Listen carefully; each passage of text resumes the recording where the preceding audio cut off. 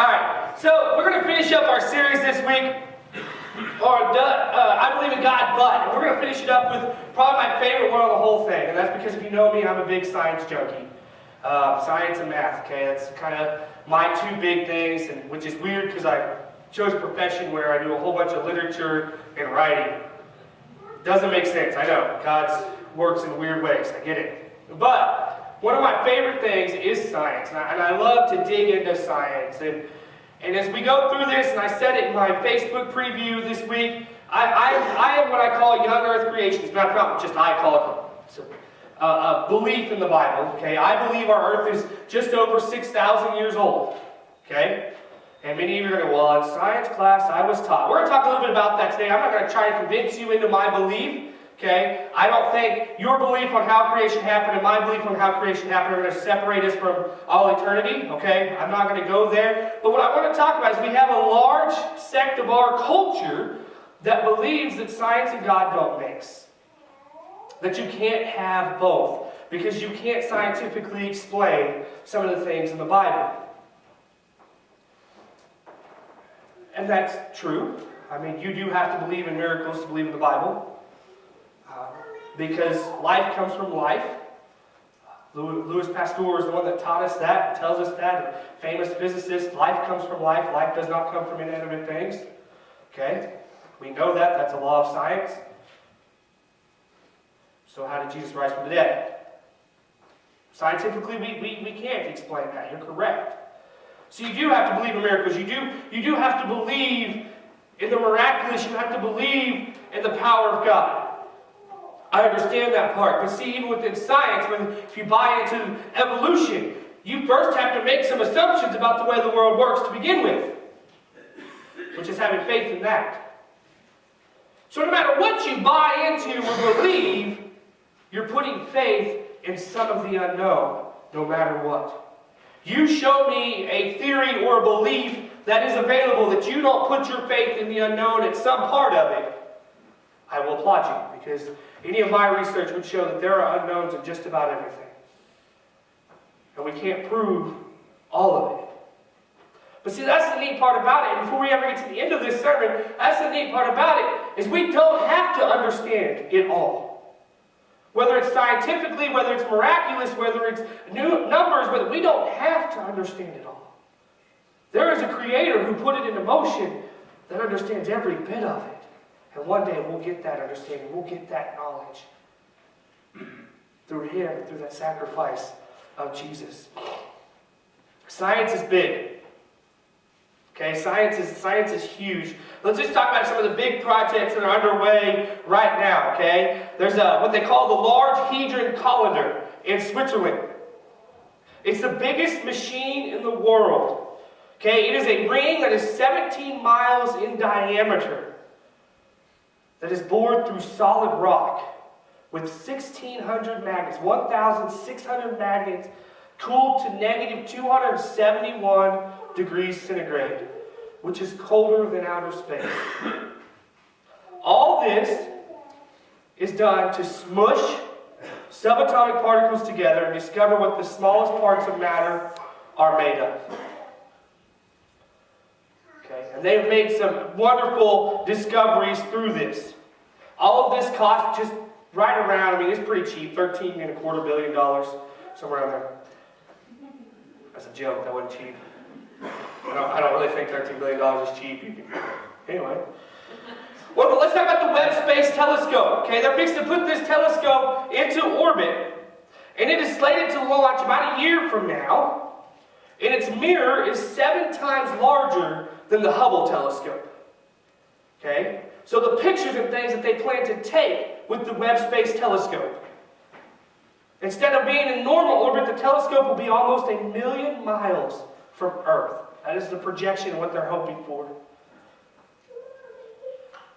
Originally it was going to launch in 2011 at a cost of $1.6 billion, but it's been delayed 7 years approximately. And the cost has become almost $9 billion to put this thing into launch. But space programs alone, okay, in 1960s, we spent 4% of the gross national product to get to the moon. Today, the nation of India is spending only $68 million to put a miniature rover on the moon. There are private companies that are going into space today. Science has a big impact on the way we live.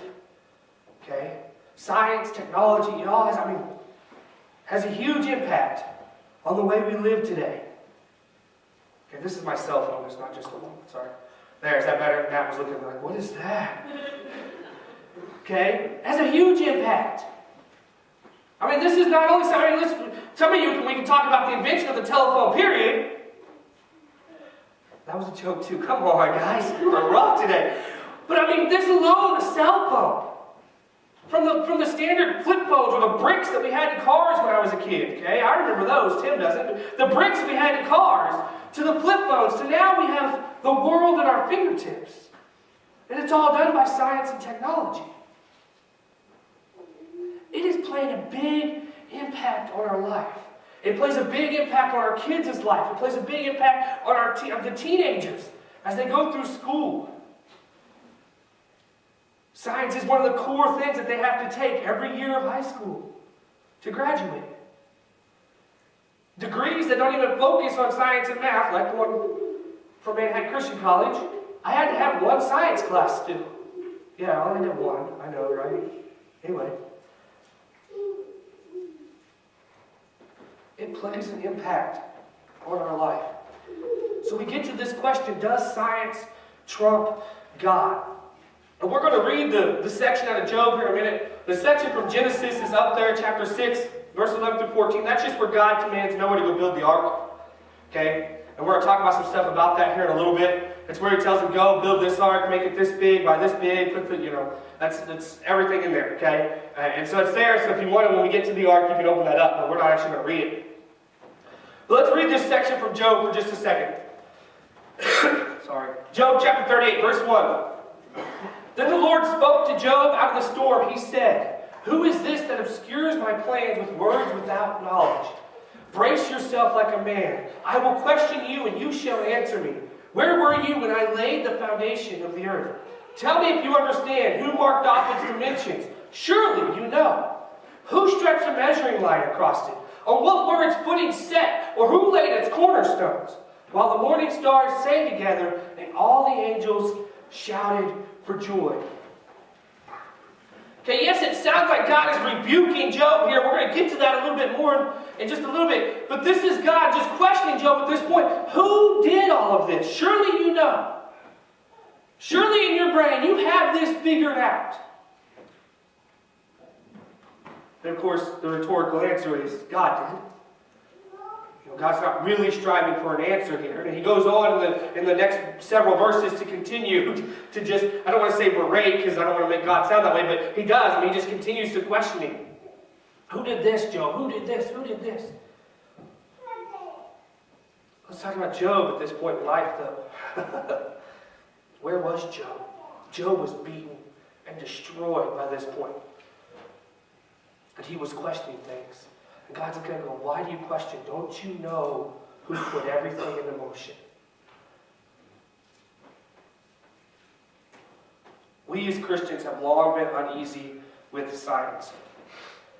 It has been a difficult relationship, to put it simple. It's been a relationship of much adversity, much argument, much confusion.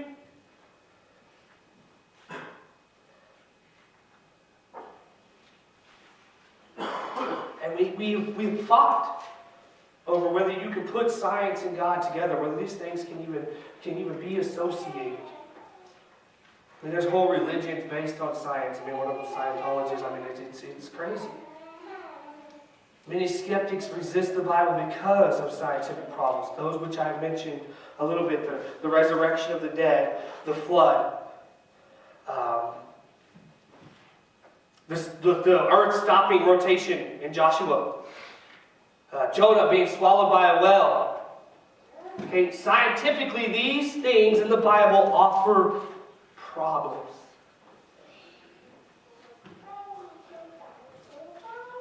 The flood, though, is a big one. And the world tries hard to shut out biblical viewpoints. The scientific world, I guess I should say, Tries hard. Geologist Andrew Snelling just dropped his lawsuit back in September against the Grand Canyon National Park. Snelling is a young earth creationist who is he's the director of research in Andrews and Genesis, which is based out of Kentucky. And he dropped his lawsuit because he wanted on to do some filming and stuff, and they wouldn't let him. Well, he dropped his lawsuit when they let him. Okay? He was going to push until the very end. But the fact that he had to file a lawsuit just to be able to do his work from a biblical standpoint. So let's take a scientific approach to today, okay? A test case. Okay? For those science-minded people, here you go. Okay? Now that I want you to understand that most of what we're going to talk about the flood is going to come from my scientific viewpoint of a young earth creationist. Okay? I'm going to try to give you the other viewpoints from a science standpoint so you can understand them, but they're going to come from that viewpoint a little bit probably harder because, well, that is where I believe, and we can sit down and talk about that anytime you want. But it is a universally known story from the Bible, the Great Flood, okay? Noah built an ark. Why? Because for 40 days and 40 nights it rained. And of course there was water that covered the whole face of the earth. He took 2 of each animal onto the ark. Okay? I mean, it's a universally known story. One family left, Noah and his son and their spouses. So, the rain falls, and the only humans, this is the part we don't emphasize with our kids so much, the only humans left, Noah, his wife, his 3 sons, and their wives. That's it. That's 8 people in total. Okay, the rest of the world is dead, under great, massive amounts of water. Okay, I want you to understand this.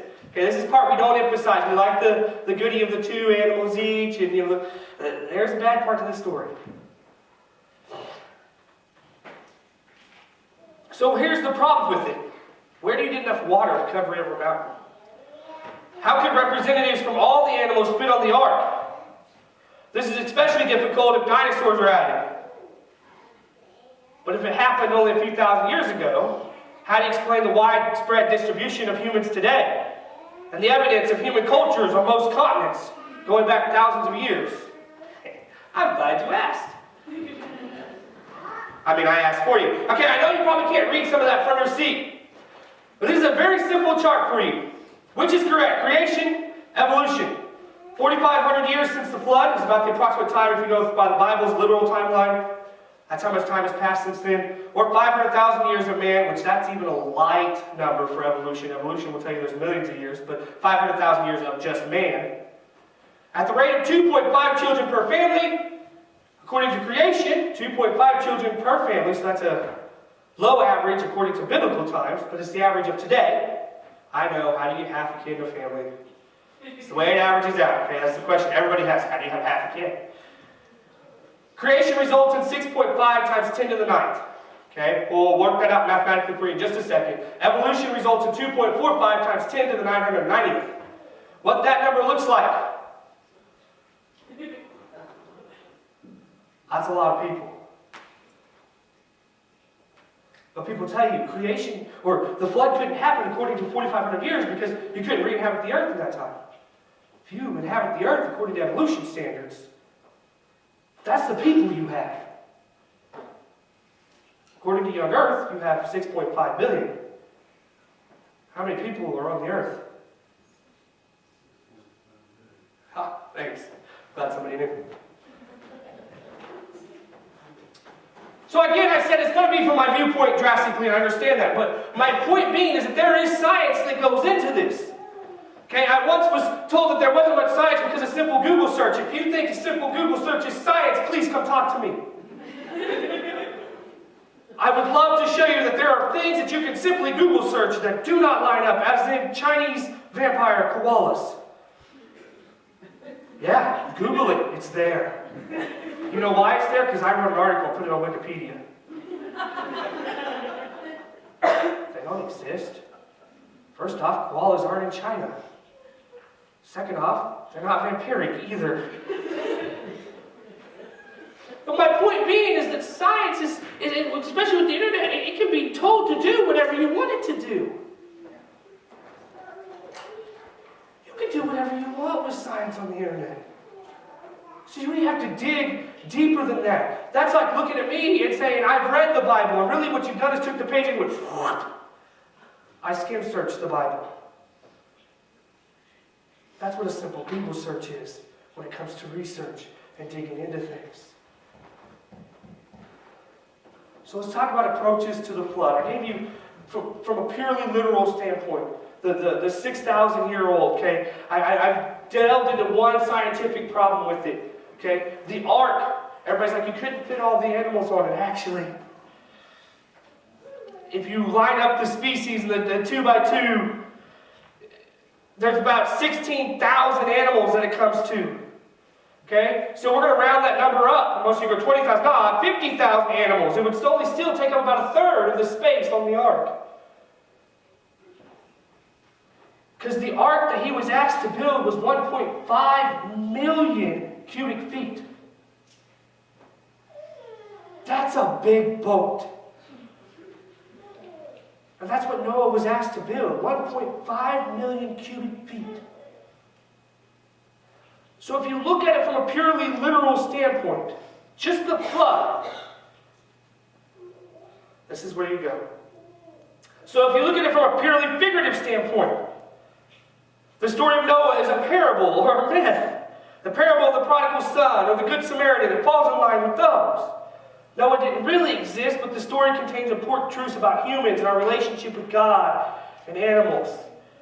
Any science behind it's immaterial. Why? Because it's just a fictitious story to show the relationship God has with humans. That if he needed to start over, he would. Well, I don't go there. It's a very liberal view right now. And then you have this view that is making a lot of popularity right now, and it's a little of both. It's a little bit of the purely literal, a little bit of the purely figurative. Okay, basically what they say is that the flood was more localized. That it flooded to be the world at that point. And it wiped out all the people that they knew to be the world there in their time. Okay, so the Middle East and that area, that's what flooded. That's what was surrounded in water. Problem with this scientifically is, how do you surround all that in water and the water not overflow and not get to, see my point, there's no barricades big enough there to stop it. It's hard to buy into that. Again, I'm not trying to disprove the other points, which is what I'm doing, but my point is that the science is there. You can go look into the science in any three of these, and there is going to be science to back them up.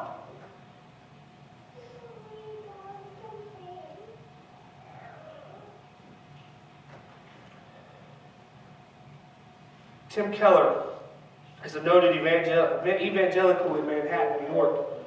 And in one of his books he writes, I believe Noah's flood happened, but that it was a regional flood, not a worldwide flood. On the one hand, those who insist on it being a worldwide flood seem to ignore too much the scientific evidence that there was no such thing. On the other hand, those who insist that it was a legend seem to ignore too much the trustworthiness of the Scripture. After Genesis 1, the rest of Genesis reads like historical narrative. If it is asked, what are the biblical assertions that the flood covered every mountain over the whole earth, which is said in Genesis 7, verses 19 and 21. 21, I'm pretty sure, yes. We should remember that the Bible often speaks of the known world as the whole world. It's a good argument. I'm not going to deny that. Okay, because it does. In the Bible, it speaks of the whole world being the known world at that time. Okay, it's a decent argument. But here's my problem with it. If you're going to take part of it as literal and part of it as figurative, where do you draw that line with the rest of the Bible? Well, only part of the story of Job is literal. He didn't really have boils that covered his whole body. Really? You take a man of God of that stature, I mean, they talk about this being one of the most devoted men in the world. I don't think one or two boils is going to cause him to turn away from God. I know there was a lot more that went into it, but I think it's going to be an incestuous takeover of his body. It's going to be rough.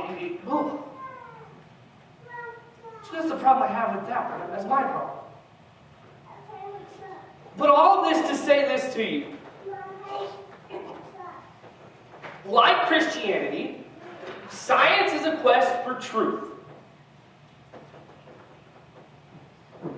That back to these 3 points here, purely literal, purely figurative, or a little of both, all of them have science to back them up. And the reason that is because science is still a quest for truth, just like understanding the Bible.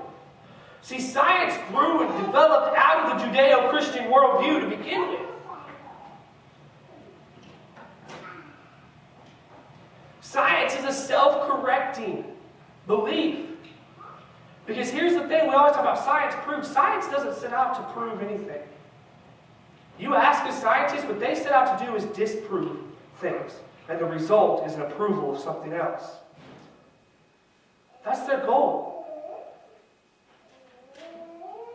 So when you hear people say, science is trying to disprove Christianity, you're correct.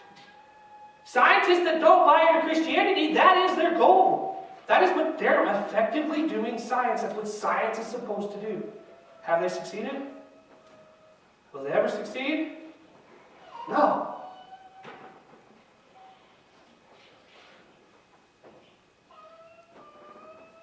So science is, yes, it is tough to comprehend and to understand some of it.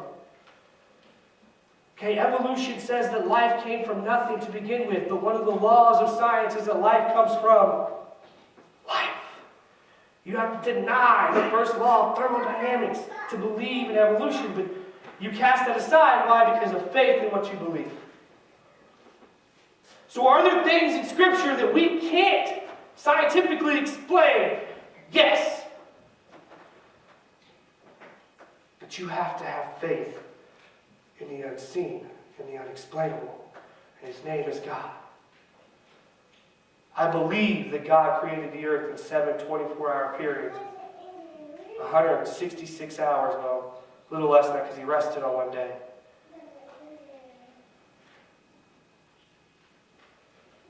But my point being,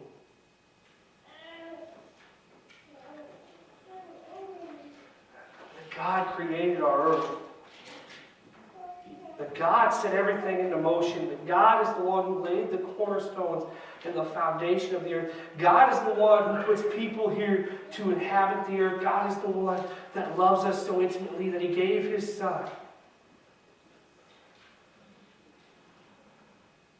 Explain that love to me scientifically.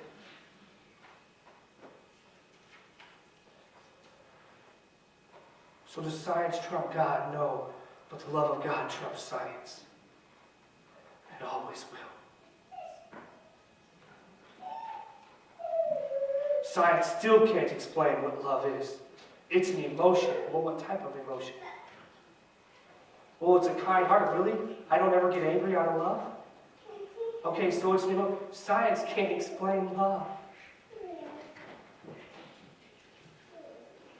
And science definitely can't explain the love that God shows His people. That the forgiveness has no end. I'm sorry you pushed my buttons enough time. There's probably going to be an end to my forgiveness, which is not the Christian thing to say, I know. But I know my limits as a person, and I know that there's probably going to come a point that I'm just popped. Sir, God's not that way. Because what God did and what God continually does trumps all. So I believe in God, but you can give excuse after excuse after excuse to try to stray away from the commitment that is God.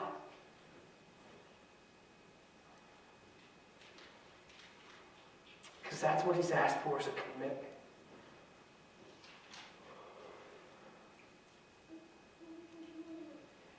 Most wives or women who have been in relationships with men can tell you why men have a hard time in church. It's not because of anything the church has done. It's not because of what church is. It's because of that C word I just used. Men struggle with commitment. It's a proven fact. That's all God wants. We can commit ourselves to what we know now. And that's all we're asked to do by God. I would love to sit, we can talk science for hours. I can tell you how I can break down, there's those layers of Earth in your science book that try to tell you this layer is this many millions of years old, this shit.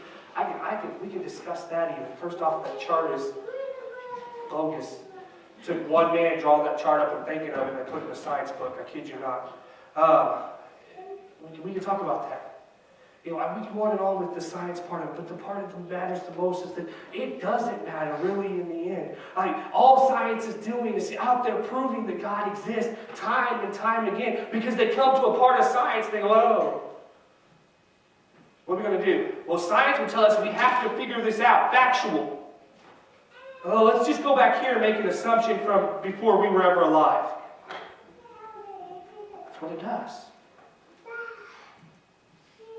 Well, I want to make an assumption before I was ever alive. That's that God created this world that I live in. And it's a lot easier to explain some things.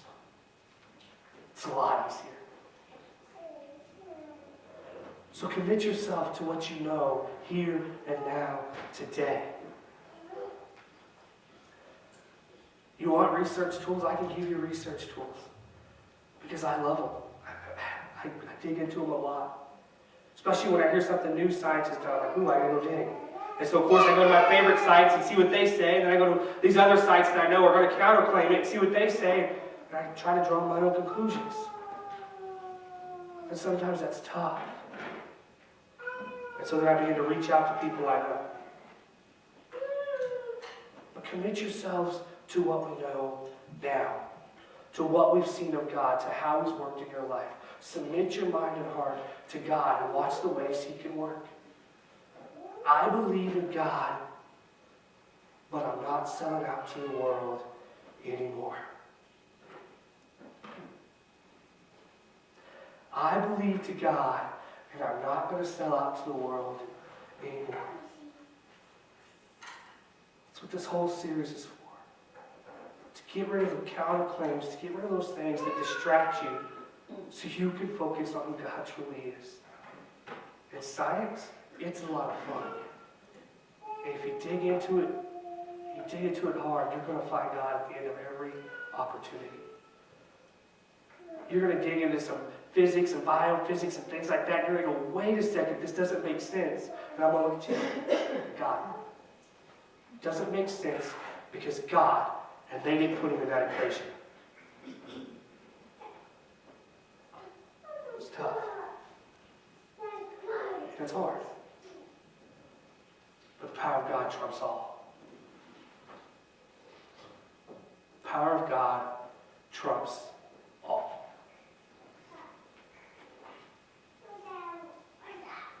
So as you go through life, you hear these things, and if you have kids and grandkids and they come home from school wanting to talk about these things, my biggest challenge to you is to put it with Scripture and see where it lies. I was beautifully raised in the school I was in. My science teacher was a God-fearing man. And it was neat. We went through the evolution thing because his curriculum tells him he has to. We went through those, but he did. He took a week, and he said, I want to tell you now about another scientific theory called creationism. Kid you not. God could have lost his job, and he'd been doing it for years and still does it, from my understanding. Wonderful God-fearing person. His thing was, let me talk to you about a scientific theory called creationism.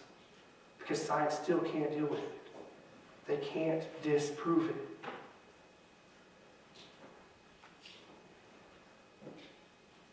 So commit yourselves to the here and now. Commit yourselves to what you know. And seek God daily with your heart and mind.